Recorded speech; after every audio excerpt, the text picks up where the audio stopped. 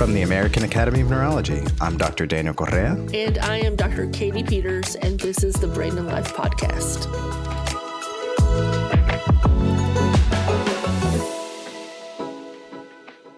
Welcome back to the Brain and Life Podcast. Today, we're excited to bring you yet another interview with a great author. But first, I want to start with a question that really touched me. Stephen A. wrote to us and expressed, after 2 ischemic strokes myself, my first year, I fell into a deep depression. The loss of identity, the feeling of uselessness was overwhelming. I don't think the emotional toll from a brain injury is talked about enough. I realized that you can't prepare for it, but it wasn't even mentioned during the 8 weeks I was in the hospital. My strokes were one right after the other in 2019. I'm one of the blessed and lucky ones that my wife stayed right beside me throughout this ordeal. I participate in several online support groups, and there's someone, sadly almost daily, that shares their spouse has left them alone. I couldn't imagine having to deal with this alone. Stephen, thank you so much for bringing attention to this important issue. And you're right. Unfortunately, sometimes it's not mentioned well enough in all the other things that are being addressed in the hospital and trying to get you to the rehab or even in the rehab. Really taking the time to get a perspective on how an individual is coping with their new limitations, how they're thinking of the future ahead in their rehab, or even asking some of these same questions of their spouse and caregivers, and we all need to improve in that. In fact, in a 2019 review of over 37,000 stroke cases, 6,922, or 18.5%, had some psychiatric comorbidities. And so what we mean by that is different psychiatric symptoms that persisted after the stroke. This can occur with various mental health conditions, but depression and anxiety are among the most common. And this is not just limited to the person who survived or is living with their stroke symptoms. In a recent 2024 published study, they found the 3-year risk for partners and adult children or caregivers of people living with a stroke is 1%. And some people think, 1%, that's not a huge amount, but that's 1 out of every 100. And when you're that one person, it's 100%. And I think, in the experience that I've seen, that might be actually even undercounting the impact for many caregivers and care partners on the stress and all of the other impacts on them in terms of supporting our family members. Thank you, Stephen, particularly for bringing this and helping us point out the importance of the impact of not just the motor and the sensory symptoms or changes in speech from a stroke, but also how much it impacts reframing who you are, your new identity, and creating a new identity as you move your rehab forward, and how this impacts also your family and care partners. We should all be having these discussions within our families and with the care partners and caregivers that we have and with our medical providers. Ask these questions. And remember, we can all strengthen and grow with counseling support through support groups like Stephen. And when necessary, consider talking and seeing a psychiatrist. Sometimes after stroke or other types of brain injuries, some psychiatric medicines can help you not only have a better outlook and some of the actual better approaches to addressing some of the chemical limitations and injury to your brain, but also help you be more available and prepared to support your family members who are supporting you and support your own rehab. Look for a community with other stroke support survivors or other brain injury support survivors like Stephen did. And care partners and caregivers also should seek a community that understands what they're going through. One of the ways we can all add joy in our days is to also seek opportunities to be surprised, to learn something new, and to inspire awe. That takes us through the discussion Dr. Peters had with Dacher Keltner as they explore more of the factors and what is awe and how that impacts our lives. On today's podcast, we'll have Dr. Dacher Keltner. He is a distinguished professor of psychology at the University of California at Berkeley.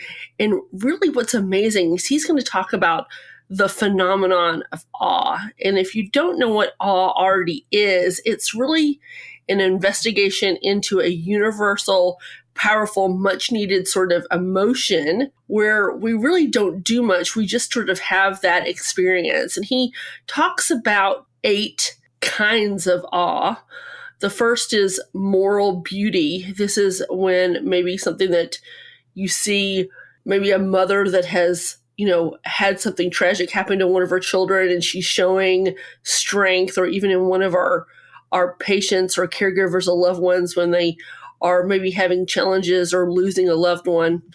Then there's collective effervescence. And this is probably one of my favorites, is when you're hearing that great song, maybe Swifties out there being at a concert and just being one with the rhythm and the nature and the vibes. And really the next one is truly nature, just being out in nature, seeing a rainbow, seeing a waterfall. I know I got to see a lot of that out in Iceland. And then next is music. If you're listening to your favorite piece, and we all have different tastes in music, and also visual art, design, and architecture. He mentions the Great Wall is something wonderful to see. I have to admit, when I saw the Great Wall, it was quite amazing. But even looking at the Mona Lisa or seeing maybe a building that's just really awe-inspiring. Next is spirituality, mysticism, and religion. And I think this really makes sense and about what a personal experience you can have. And next is life and death. And the book was actually inspired by the death of his brother. It is a miracle to be born. It's a miracle also to die and to pass away, and the emotions that sort of surround that. And I think the next is, and the final one, is an epiphany of sort of coming on the idea that when something truly clicks. And so I can't wait to hear from him. It will be exciting to learn about awe and how that awe emotion or inspiration or instinct actually does something to our brains and does something to our bodies.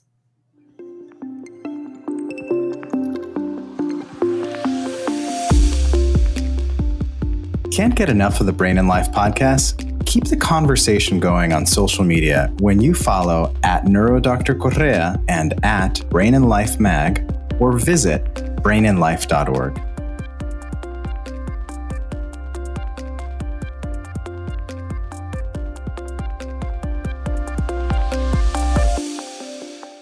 Brain and Life podcast listeners. I hope you are all doing well.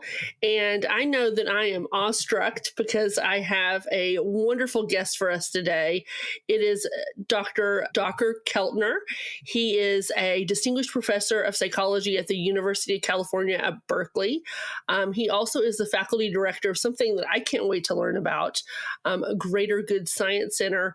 We both got our PhDs from Stanford, so I was really happy to learn that. And he's going to be talking about the concept of awe, which that's why I said awestruck. He wrote a national best-selling book called Awe, the New Science of Everyday Wonder and How It Can Transform Your Life. Dr. Keltner, welcome to the Brain and Life podcast. It's great to be with you, Katy. Wonderful. And I did mention that you're at UC Berkeley, but before discussing the book in greater detail, do you mind just telling us a little bit more about yourself and where you're joining us from? Yeah. So, and it's always great to reach medical communities, which has been one of the great communities that I've been privileged to teach over the years. I am a scientist, and I study two things largely, which is human emotion, the evolution of emotions like compassion and awe, their neurophysiology, what they do for us, how they change our minds. And then I study hierarchies, power, status, respect, reputation, the abuse of power, which is inevitable. And I've done that for 29 years at UC Berkeley. And then before that, for 4 years at UW-Madison. And then, I have been lucky to kind of, because of the science that we do in my lab and the teaching I do at Berkeley, kind of reach other audiences through the Greater Good Science Center, which you brought up, which is, greatergood.berkeley.edu. One of our central audiences, very large, is healthcare providers. it just reports on the latest science of things like awe or gratitude or mindfulness or stress. We have ggia.berkeley.edu, Greater Good in Action, which is if you want to teach your patient or huddle with your team in a way that cultivates mindfulness or connection or wonder or beauty, we've got little practices for you to do. And then I host a podcast, Science of Happiness, which has won a lot of awards and reaches a lot of people and gets this science out there. I like that, Science of Happiness. Can you tell us a little more about that podcast? I'd love to learn more. Yeah, thank you. Well, as probably many of our listeners know, the happiness is this obsession right now, not only in our culture, but in the social sciences. Economists and psychologists and sociologists and public policymakers are wondering about happiness. And so, for 35, 40 years, people have been studying it and figuring out, how much does money make you happy, or friendship or marriage or kids or economic inequality or democracy, and just amazing work on that. And out of that science grew, especially with the mindfulness movement, like the idea of cultivating happiness. What can I do in little moments of the day through breathing or, meditating on kindness or practicing gratitude or getting outdoors to find happiness? And on our podcast, what we do is every week we have somebody try a practice that brings happiness, listening to music or listening to birdsong or going on a walk outdoors or thinking about 3 good things in life. The people who do this come from all walks of life, from medical doctors to the formerly incarcerated to high school kids. And then we send it out to our hundreds of thousands of listeners. And then we also have a podcast called Happiness Break, which is just very practical. It's like you listen to it and you get a practice on, just how to find happiness. So we're really proud to be giving that away for free. That is absolutely wonderful. And I'm going to put those in my rotation. I love that. And I know our listeners, again, that's the Science of Happiness and Happiness Break. Those are those 2 podcasts. Yeah. As I told you before we came online to tape this, I'm a neurologist by training. I actually treat patients with brain tumors, with brain cancer. And we ran a mindfulness study. And, in clinical research, it takes us, like sometimes years to enroll patients. We actually were able to enroll this mindfulness study in 3 months, which was unbelievable. Wow. So I do think that what I'll give you kudos for is I think you're making these kind of interventions accessible. Exactly. To the population. And so what do you get back from the people that listen to this? Do you hear back from those listeners? What do they tell you about how they're utilizing it? Yeah, and I will say, Katy, I started to teach compassion and mindfulness to healthcare audiences, Kaiser Permanente, Sutter Health out here, 25, 30 years ago. And people are like, what is this Berkeley guy talking about? And now we know that connection adds 10 years to your life expectancy. We know the neurophysiology of compassion and how it benefits people with heart issues or awe, right? We know a lot about it. And there's a real hunger for this knowledge given those scientific advances. And what I hear, our philosophy is get this out to a lot of people who really advance the well-being of our society. And our focus at the Greater Good Science Center has been teachers and healthcare providers, right? I come from a whole long line of teachers. I deeply admire healthcare providers and the work you do. And the response has largely been incredible. I'll give you one minor example. I was walking to work through this beautiful park, and this guy looks like he recognizes me. And I'm like, I don't recognize him. And he smiles and he says, hey, I'm a psychiatrist. Thanks for your work. Whenever I have a patient, when I prescribe something for them, I first say, go check out Greater Good in Action and listen to Science of Happiness and see what speaks to you. And the idea is we're learning a lot about how music and nature and awe and gratitude and touch and social connection help us mentally and physically. So let's make that part of healthcare. And hopefully this conversation is part of that effort. Absolutely. And so tell us a little bit now about your book, Awe, the New Science of Everyday Wonder and How It Can Transform Your Life. The book, I mean, it's gotten me into so many interesting conversations, above all with healthcare providers. So I'm this crazy scientist who studies emotion in the spirit of Charles Darwin and William James, and we can measure facial muscles and tones of voice and shifts in vagal tone and oxytocin and brain chemistry, all this amazing stuff. And, one approach in the field of emotion is to study emotions you love, And in the course of my career, when I was a young professor and always just ashamed of my Vita and the like, I studied shame and embarrassment. And then, as I got older and started to think about, I had these encounters with Buddhists, and I started to study compassion and the like. And then, frankly, when my first daughter was born, 1997, I was just awestruck. And I was like, I got to study awe. It's look at this emotion. You start crying.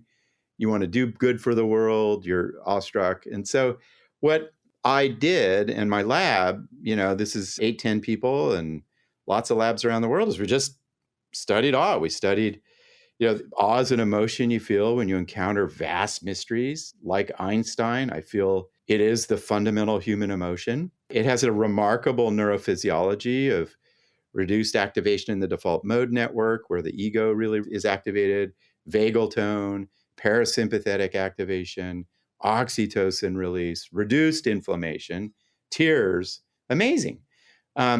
My lab has studied, what does awe do for us? It helps us be charitable. It helps us feel humble. It helps us feel connected to nature and community. And interestingly, we've also figured out in a study of over 26 countries, like where we find awe. We find awe a couple times a week, and you find it in things we love, like dance and music and visual wonders and nature and the moral beauty of people, just how their strength can overwhelm us. And finally, Katy, I'll tell you a personal dimension to this related to healthcare, which is I really wrote the book as my brother was passing away. He's the younger brother, Rolf, speech therapist, my moral compass. Absolutely, I shared everything awe-inspiring with him in a really incredible childhood. And he got colon cancer, and you all know what that does. Yeah, bad news. Tough struggle. Yeah, devastating. And I, like a lot of our world, was, when he passed away, was blown off the map. And I went in search of awe, and I knew from our lab that awe is really good for you. It resituates you in a meaningful life. And I went to nature and I sought out new sources of moral beauty, and I listened to music in new ways and had experiences with contemplative teachers, and it got me back into life. And that's why it's so relevant to healthcare. It's easy to find, and it's really good for us. Well, I'm so sorry to hear about your brother, Thank you. and Thank you. I'm sure he did amazing work as a speech therapist. It's just so important for Oh my God. our neurologic patients. And Yeah. you've mentioned over and over again in sort of your description of awe is sort of this communal nature, experience. And I was looking at the cover of your book. By the way, it's a beautiful cover. And, I see there's the aurora and like the northern lights. And we've recently had, these solar flares and the northern lights and the eclipse. Yeah. And I've found so many of my patients where they weren't doing sort of that communal with nature, how much it has meant to them. Oh my Can God. you comment on that? Sort of, we are now Oh my seeing God. these, these awesome, very positive nature experiences and awe. Can you comment on that? I'll start with one of the people I profile in the book is probably a kind of person you might see in your practice, Katy, is a veteran. A lot of veterans have head trauma. Stacy Bear, remarkable guy, came back from Iraq. He's 6'8", so he's appropriately named. He's this huge guy. Came back from Iraq, all the horrors, and became addicted to drugs and was suicidal. And he was saved by the outdoors. And he was rock climbing, and this voice in his head said, "Get outdoors." And as I was grieving the loss of my brother, not sleeping, and which was what grief is, and anxious, and like that same voice was like, "Get outdoors, Dacher. Just be outdoors." And we know Ming Kuo has a review of the health benefits of being outdoors. And I'm talking about, not just backpacking in Grand Canyon, but looking at the sky, looking at the sunset, gardening, If you're in a city, go find a little park and watch the fall leaves fall, whatever it is. Being outdoors, there are 21 pathways by which we open up to nature, and it helps our bodies. It helps with inflammation. It helps with cardiovascular function. It helps with your attention. It helps with cortisol levels. It helps regulate your digestion, and it's so incredible. Even just the colors, the sounds of running water, the scents that certain flowers and trees give off affect our bodies in very precise ways that are good for your health. And so, this new literature, we should be prescribing nature. And, my colleague, Dr. Leif Haas, who's a hospitalist, has written for the Greater Good Science Center and been on our podcast, and he prescribes it. He's like, okay, great. You're struggling with diabetes or what have you. Here's a prescription, get outdoors. Yeah. And so that's what I felt physically and personally, knowing the scientific literature. And I will say, with Stacy Bear, we got veterans and inner city kids who are at the toughest high schools to go rafting for half a day.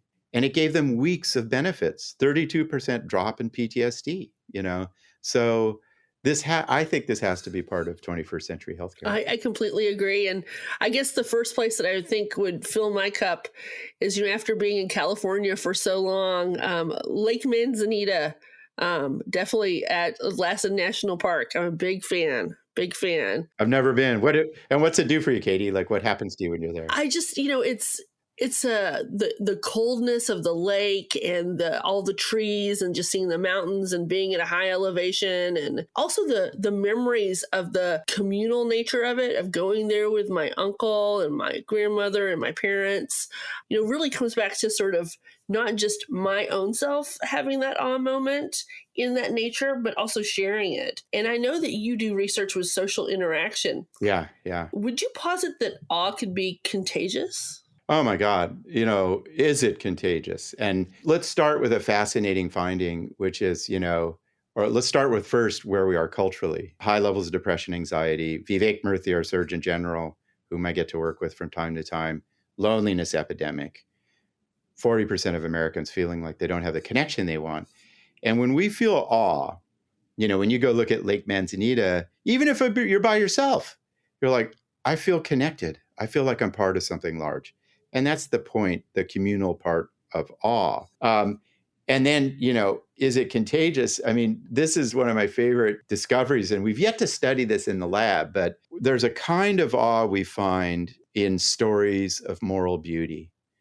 When you hear a story about Malala, the great young woman who fought for the right to be educated as a young girl in that region of the world, or you hear about MLK, or you hear about Rachel Carson, one of my heroes, the environmentalist writer, battling cancer, impoverished, raising her sister's son, her sister died of cancer, and wrote Silent Spring. She got our world in the United States to think about environmental destruction. Hero, right? I get goosebumps thinking about her. And when people tell these stories of awe, other people around them start crying. They're just, you don't know the person, and suddenly you're like, and this with medical doctors. And I did a lot of this work during the pandemic. I would say, tell me about a moment of moral beauty with a patient. And I remember one saying, there was this woman really succumbing to some kind of disease late in life. She gave me her scarf and said how grateful she was for the care this doctor, had given to her. And I wear the scarf once a week just to honor her, right? There's so much moral beauty and contagious awe in healthcare. So it's a wildly contagious emotion. Just think about going to see a music concert, right? Give me an example, Katie, of a experience of awe, musical event experience for you. Oh, I would have to say number one would be my favorite musical, Chess. It's old. It's about a chess game, but when they hit those amazing notes and they come together, like there's one part where it's a quartet on a mountain. I guess it's in Eastern Europe, I think, but no, it's in Switzerland. It always comes over me. And I guess the other thing for a musical I would think of, it's always Les Mis, One Day More. And so those would be. I think my Oh, mother-in-law would choose differently. She's an opera fan, so yeah. she I think she wants that to be a little more contagious for me. How about you? Well, it's African music, and then it's funny, Iggy Pop, whom I love, and but the fascinating part of it for me, there are two big questions there. One is, why do certain kinds of music speak to us? And I think Iggy Pop, who's this kind of early punk rocker. I grew up in a poor, tough town where a lot of the young guys were kind of like Iggy Pop, like fighters and I'm like, I get that feeling. But then the remarkable thing that science has yet to really capture is what you're talking about, which is the contagious nature of it. Like if you go see Les Mis and it's a great performance, the people around you are your family. You're just like, I love you. Let's go camping, and that tells us how powerful and needed awe is. Now, because I'm a neurologist and I'm Yeah. curious and I want to ask a little bit about some of the science, Yeah. when you're studying awe, like what do you see that it does to our brains? Can you see neuroimaging? You mentioned sort of some of those hormonal aspects and the oxytocin aspect. Yeah. But if we were to have an awe experience, Yeah. what's going on in our brain? Yeah, and this gets really interesting conceptually because awe is foundational to, for example, spiritual experiences and mystical experiences and experiences with music. So the study of awe becomes this portal into understanding the neurophysiological processes of some of the most fascinating human experiences. And we know a few things, as you well know, Katie, and I would love to study neurological patients who feel a lot of awe. And I don't think it's ever been done. What we know, when you feel awe, and this is work from Holland and Japan and the US, the default mode network is deactivated. And so that's the posterior cingulate cortex, parts of the medial cortex. And that is where a lot of self-representational autobiographical processing takes place. And that's very interesting because people say, when I feel awe, I'm not even aware of myself. I disappear. And it's true neurophysiologically. There's a little bit of work from Japan showing some kinds of awe feel fearful, right? There are deep veins of fear in the experience. And those experiences of awe activate the amygdala, which makes sense, right? This threat-related region of the brain. And then there's a little bit of work showing awe can also activate nucleus accumbens, reward circuitry. And then, your mentioning of oxytocin is very significant. And there's only one study of it, and I hope for more. Oxytocin goes into the midbrain region, periaqueductal gray. That region of the brain, very important in mammalian emotion. It's hard to image, so we don't know a lot about it. But, what these findings suggest, which is really interesting, is this. Maybe there are these neurophysiological structures that underpin the sense of communal connection or interconnectivity that awe is defined by, as you suggested. And I think that'd be really important to as a discovery.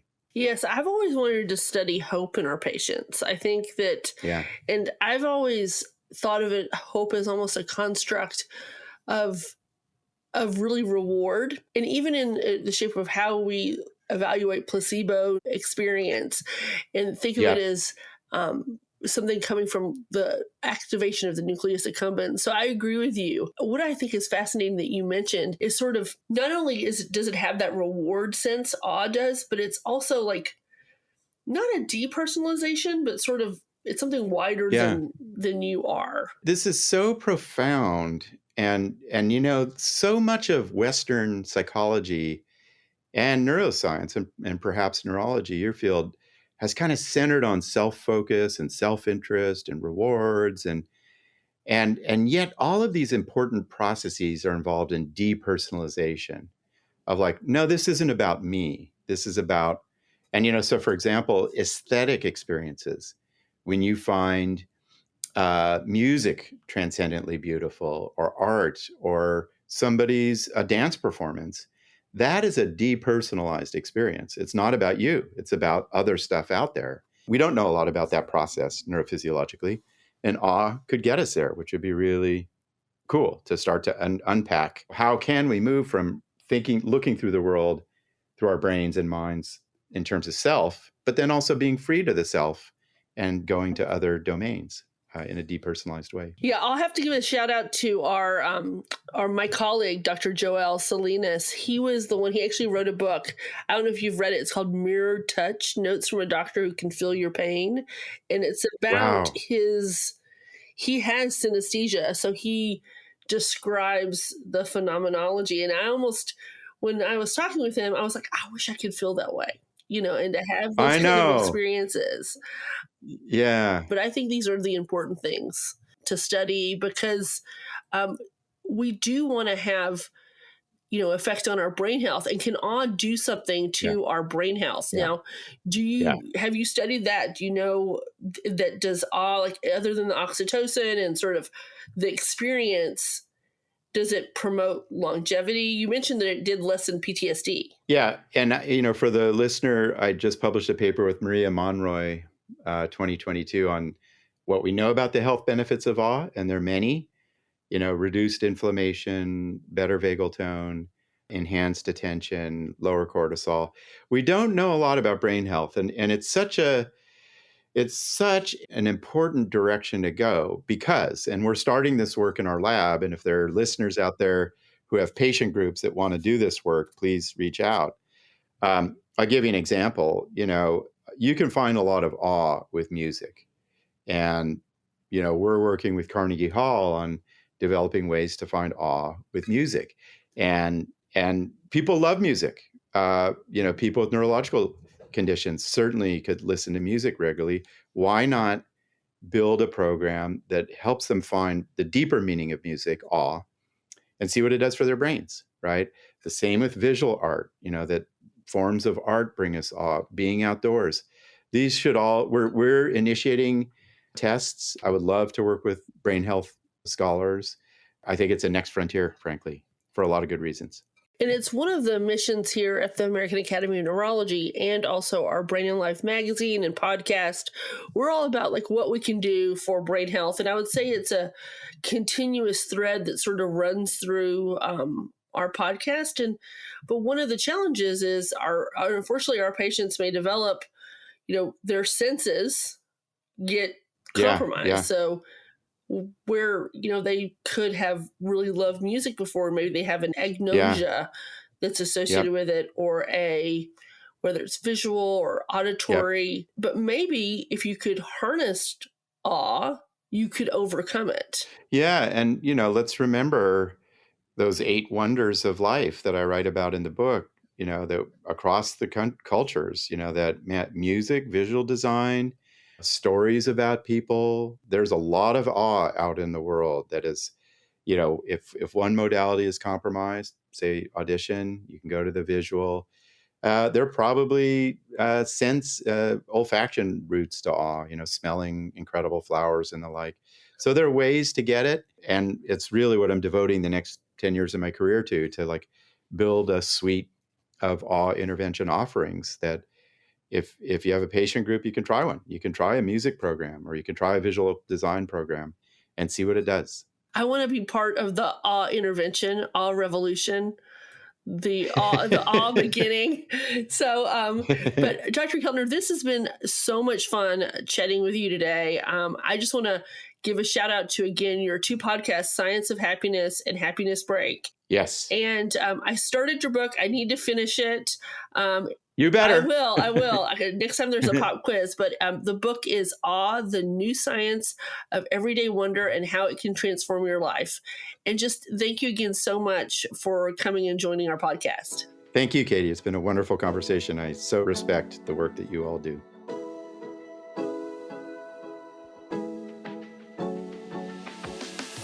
Thank you again for joining us today on the Brain and Life podcast. Follow and subscribe to this podcast so you don't miss our weekly episodes. You can also sign up to receive the Brain and Life magazine for free at brainandlife.org. Don't forget about Brain and Life en Español. Also, for each episode, you can find out how to connect with our team and our guests, along with great resources in our show notes. We love it when we hear your ideas or questions. You can send these in an email to blpodcast@brainandlife.org. brainandlife.org and leave us a message at 612-928-6206. You can also find that information in our show notes, and you can follow Katy and me and the Brain and Life magazine on any of your preferred social media channels. And these episodes would not be possible without the Brain and Life podcast team, including Nicole Lucier, our Senior Manager of Public Engagement, Rachel Robertson, our Public Engagement Coordinator, and Twin Cities Sound, our audio editing partner. We're your hosts, Dr. Daniel Correa, connecting with you from New York City and online at NeuroDr Correa. And Dr. Katy Peters, joining you from Durham, North Carolina, and online at Katy Peters, MD, PhD. Most importantly, thank you and all of our community members that trust us with their health and everyone living with neurologic conditions. We hope together we can take steps to better brain health and each thrive with our own abilities every day. Before you start the next episode, we would appreciate if you could give us 5 stars and leave a review. This helps others find the Brain and Life podcast. See you next week.